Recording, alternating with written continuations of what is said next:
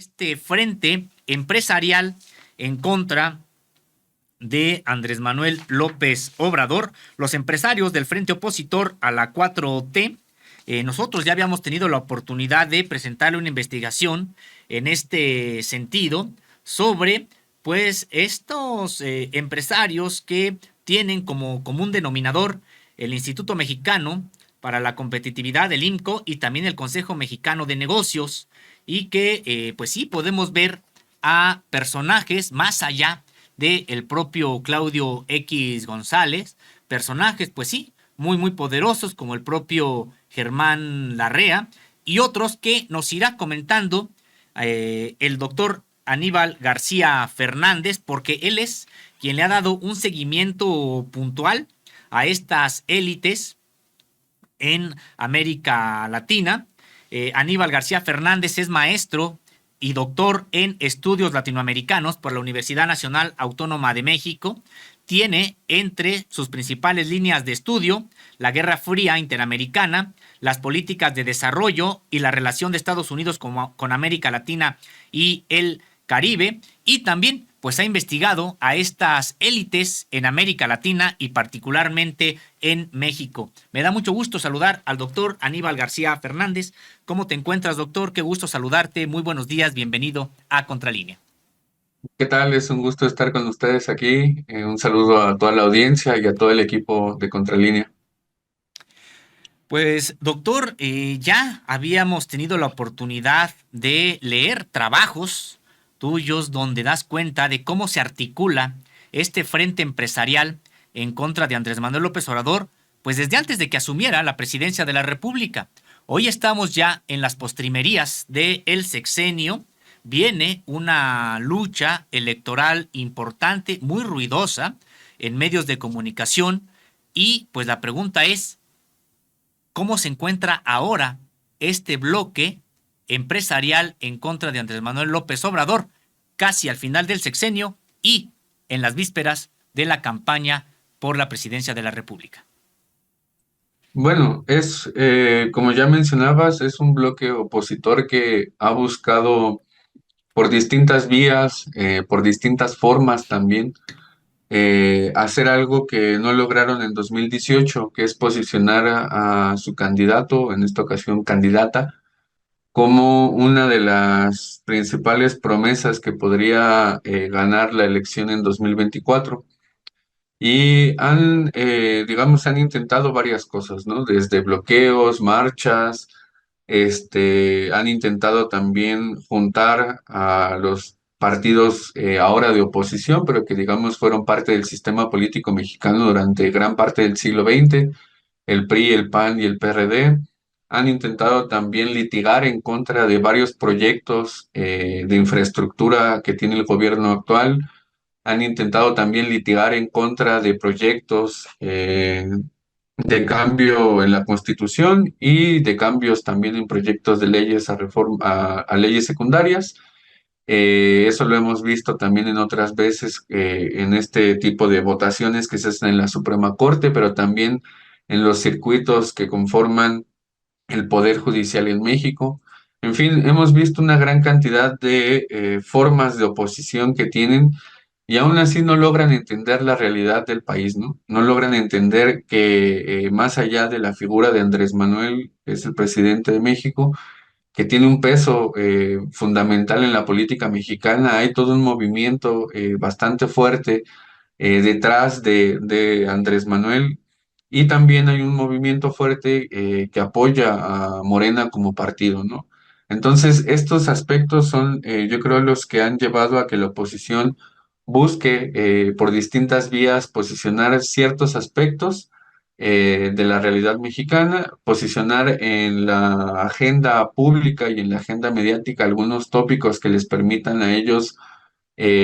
cambiar un poco la percepción de la realidad de la población en México, y también, por otra parte, buscar con este tipo de think tanks en Estados Unidos posicionar, posiciones y lecturas de gente experta que no solamente tienen cabida en México, sino que tienen cabida también en Estados Unidos, y ese es uno de los casos con el Baker Institute. que ahora sacó este informe sobre México para 2024, que digamos tiene afirmaciones bastante complicadas, algunas afirmaciones que no logran corroborar. Tiene también algunas contradicciones este informe que ya vamos a analizar ahora con más detalle, ¿no? Así es, vamos a solicitarle a nuestros compañeros de la producción que coloquen precisamente una lámina que da cuenta de los medios que retomaron este informe del Baker Institute, al que ya hace referencia, doctor Aníbal García Fernández. Incluso, pues antes de entrar al propio informe, al propio análisis del informe, que pues sí fue retomado por varios medios de comunicación en una suerte de campaña, una campaña informativa. Comentar algo, me gustaría tu opinión, doctor, sobre un asunto. Pues por supuesto que es válido que haya la contrastación de proyectos, que haya también el debate intenso, fuerte, político. Aquí lo que también estamos pues criticando es que en realidad pues no hay eso desde este tipo de campañas, porque en realidad lo que hay pues son campañas de mentiras o con información falsa,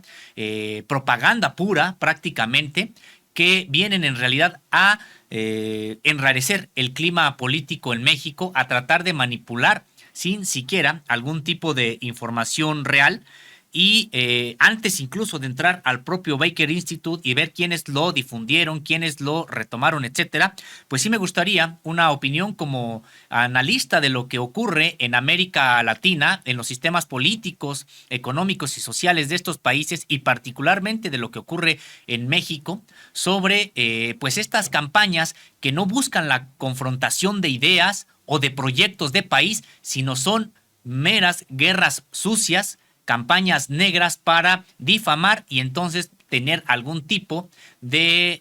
ventaja política, doctor. Claro, miren, esto no, digamos que no es nuevo, ¿no? Para nosotros en el país, tampoco para otros países en América Latina y en el mundo, este tipo de campañas de ahora se le denomina noticias falsas o fake news, campañas sucias en contra de gobiernos o de personajes que han servido incluso en algunas ocasiones, en otros casos en América Latina, para cambiar gobiernos o para minar el apoyo social de mandatarios, de movimientos, de partidos políticos. Pongo un claro ejemplo muy reciente que sucedió en América Latina, dos mejor. Uno es el caso de Perú con Pedro Castillo, que constantemente fueron los medios de comunicación peruanos apuntando hacia actos de corrupción que nunca se probaron. También los medios de comunicación hicieron mucho para que la sociedad peruana tuviera una percepción diferente de la realidad respecto a lo que estaba haciendo el gobierno de Pedro Castillo en ese momento, en 2021, 2021, 2022. Y el otro caso más reciente también es el de Bolivia, en 2019, cuando fue el golpe de Estado en contra de Evo Morales. Hubo una gran cantidad de mentiras, de noticias falsas, de hechos que nunca se corroboraron por parte de la prensa, pero que sí dieron en el clavo en un momento político coyuntural en Bolivia en 2019 con las elecciones y que terminó en este golpe de Estado en contra de Evo Morales. El caso más paradigmático, creo yo, es el de Brasil con Lula da Silva, en el cual se le imputaron cargos y se le dio cárcel a Luis Ignacio Lula da Silva y que nunca se corroboraron y que ahora sabemos hubo una injerencia también por parte no solamente de los medios de comunicación y de la oposición política que tenía en ese momento Lula, sino también de la embajada estadounidense y de algunos poderes fácticos dentro y fuera de Brasil, ¿no? Entonces, aquí lo que tenemos con el caso de México es justamente este tipo de guerra de información o de desinformación más bien, en el cual podemos ver cómo este tipo de informes sirven para hacer este tipo de titulares que la audiencia está viendo en pantalla, ¿no? Acá son algunos medios que retomaron el informe del Baker Institute y la forma en la cual ellos, estos medios, ponen los titulares es bastante tendencioso, ¿no? Entonces, este tipo digamos, de informes que se suelen hacer en think tanks, no solamente en Estados Unidos, en México también y a nivel regional y mundial suele suceder, sirven también para llenar la agenda y hacer este tipo de campañas de información que si uno revisa, por ejemplo, incluso algunas revistas de índole militar o incluso manuales de operación psicológica por parte de Estados Unidos, se va a dar cuenta que hay una línea de continuidad entre lo que se hacía en la Guerra Fría y lo que sucede actualmente respecto a la forma en la cual van minando la confianza de la población en los gobiernos o en personajes de la política muy concretos, ¿no? Entonces acá es una tablita bastante sencilla la que ustedes pueden ver en la cual se destacan algunos titulares que nos permiten ver la forma en la cual intentan establecer por lo menos uno o dos tópicos que ya venían desde que empezó la administración de Andrés Manuel. Uno, el tema del vínculo con el narcotráfico, que llevan 5 años sin lograr algo sustancial, sin lograr que se corrobore esto que ellos mencionan constantemente. Y el otro tema tiene que ver justamente con algo que ha estado, yo creo, más fuerte en los últimos años y que tiene que ver con esta cuestión de la democracia en México está siendo vulnerada, hay un ataque a la democracia y a sus instituciones. Y este tipo de tópicos lo tiene no solamente el Baker Institute, lo tiene también el Wilson Center, que es otro de los think tanks en Estados Unidos que delinean política pública hacia México. Lo tiene también el Council on Foreign Relations, que digamos ahí es de donde he ubicado que salió este tipo de, digamos, este tipo de tópico para ubicar al país y que lo hizo una de sus investigadoras a partir de una nota que fue publicada en México en varios medios y que fue retomada a nivel internacional también en el sentido de que el gobierno de Andrés Manuel estaba minando la democracia y estaba en contra de los contrapesos en México, ¿no? Entonces, digamos que estos son dos de los grandes tópicos que intentan instalar y que justamente de nuevo lo intentan instalar a partir del 2024, que es un año electoral. Importante señalar que estos think tanks, estos institutos, organizaciones que supuestamente realizan algún tipo de investigación, pues ahora que sin ningún tipo realmente de pruebas, más que sus prejuicios ideológicos, están diciendo que hay algún tipo que podría haber algún tipo de relación entre el gobierno actual y el narcotráfico, resulta que son los mismos que nunca se dieron cuenta de que Calderón con Genaro García Luna, pues estaba muy vinculado a determinados grupos de la delincuencia organizada en México. No obstante que hubo investigaciones valientes en México, precisamente que ya daban cuenta de esta relación de Genaro García Luna con el narcotráfico y que pues resulta que estos think tanks, estos institutos allá desde Estados Unidos, pues nunca se dieron cuenta, resulta que nunca vieron algo raro y ahora resulta que tratan ellos jugando políticamente en realidad pues vertir este tipo de informaciones. Doctor, ¿puedes decirnos algo acerca de este Baker Institute? ¿De dónde viene? ¿Quién es? ¿Qué tipo de campañas ha realizado? No sé si hay alguna información sobre quién lo financia y qué tipo de relaciones tiene en México. Bueno, respecto es digamos que es un think tank que ya tiene bastante tiempo, tiene más de 20 años por lo menos haciendo investigación, haciendo eventos, reuniendo a gente importante, no solamente de la política en Estados Unidos, sino a nivel internacional también, y que van pues delineando política pública hacia varios países y con varios temas. Uno de los países a los cuales le dan mucho mayor interés es justamente a México. Y los temas que más les suelen importar son temas que tienen que ver pues justamente con la relación bilateral con Estados Unidos, en temas como migración, en temas como comercio, en temas también de seguridad, en temas de energía, que eso es algo que digamos, atraviesa por lo menos desde los últimos 20 años mucho de lo que ellos han hecho. Respecto a quién financia, pues tenemos bastantes empresas. Yo diría que nos centremos únicamente en las empresas que financian al Instituto México, que es parte del Baker Institute. Y ahí podemos encontrar, desde luego, a empresas petroleras como son BP, como son Shell también. Encontramos al Consejo Mexicano de Negocios, que es uno de los, digamos, uno de los organismos empresariales más importantes de México. Está también la empresa Kimberly-Clark, que como ya es sabido públicamente, es de Claudio X González y también de su papá. Está también empresas como Western Union, que es una empresa que se dedica, entre otras cosas, al envío de remesas. En fin, hay una gran cantidad de empresas que están dentro de este Baker Institute que lo financian y que también, pues, justamente habla de otro tipo de relaciones también que tiene el capital mexicano en Estados Unidos con este tipo de think tanks que justamente van no solamente delineando política pública, estableciendo la agenda pública y mediática, sino también logran incluso tener reuniones con el Congreso estadounidense. Les pongo un caso muy concreto para que logren dimensionar el impacto que puede tener este think tank en los círculos políticos estadounidenses. En el 2013, uno de sus investigadores, que sigue activo todavía, fue Tony Payán, tuvo una conferencia como gente experta en temas de energía para promocionar el apoyo del gobierno estadounidense a la reforma energética del 2013.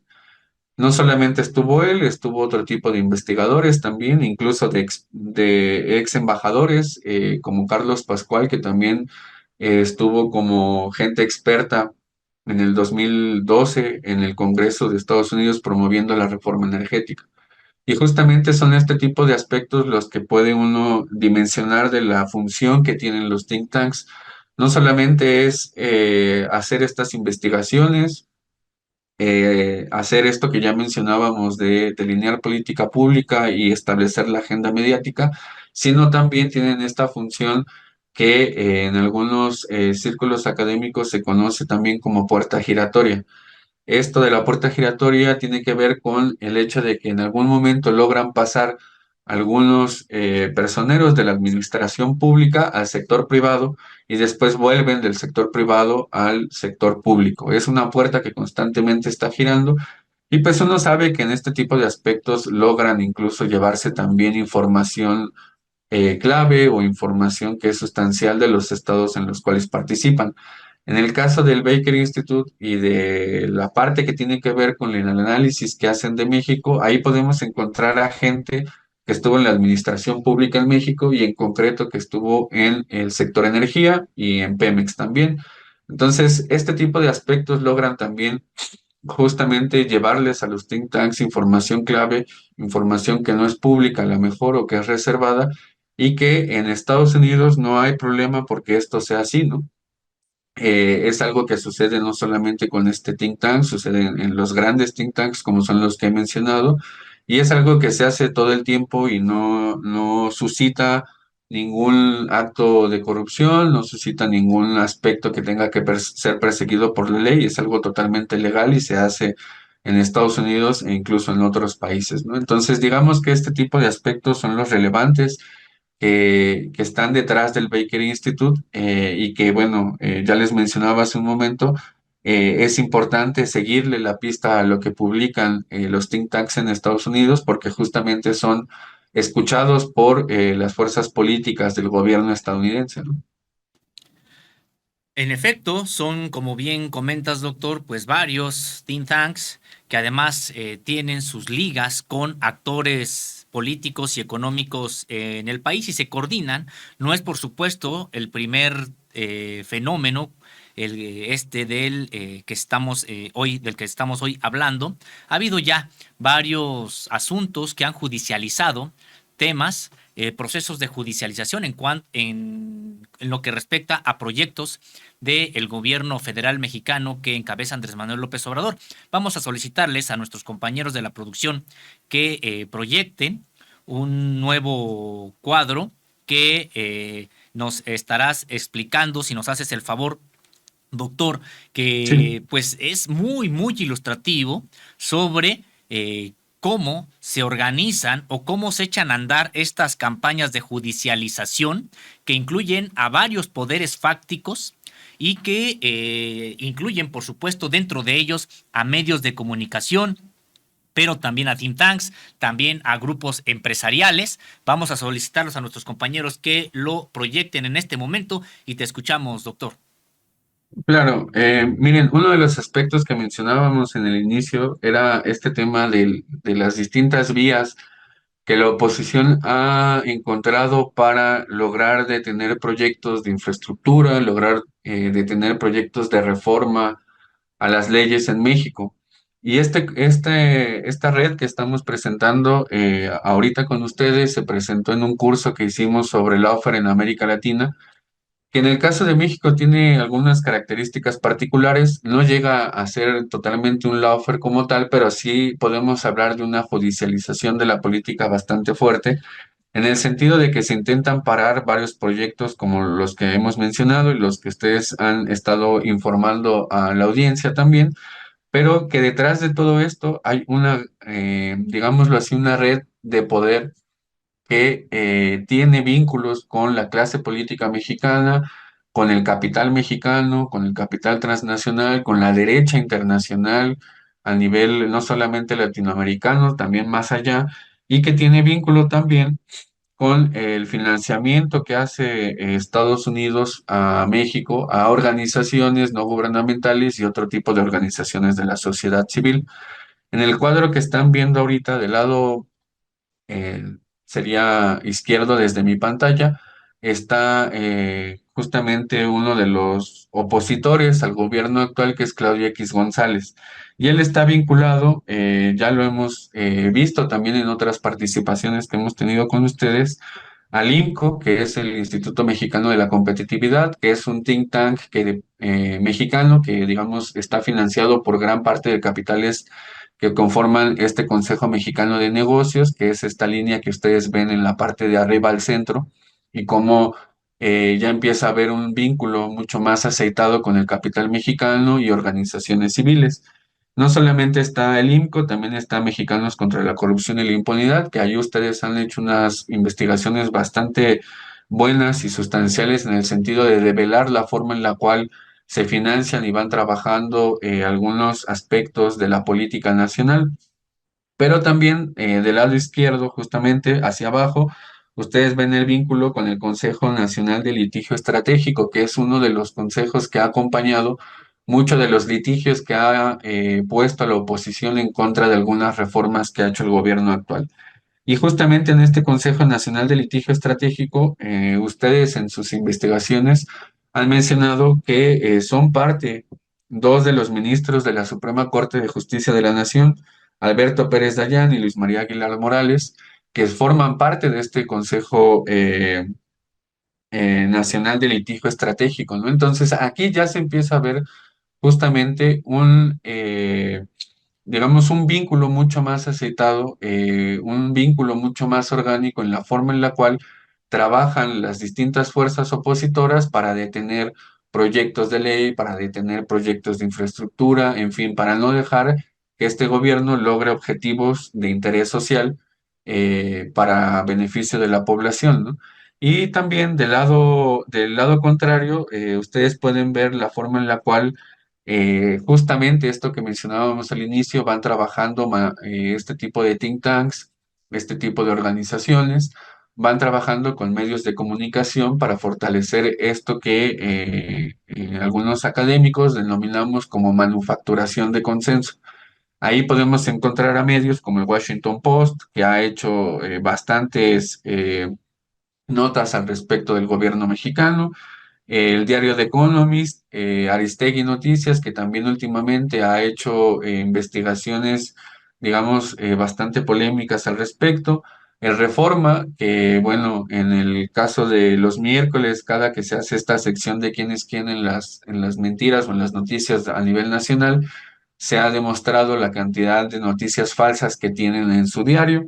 Está también el diario Bloomberg, que en este diario publican varios de los investigadores que son parte de estos think tanks que hemos mencionado en esta ocasión,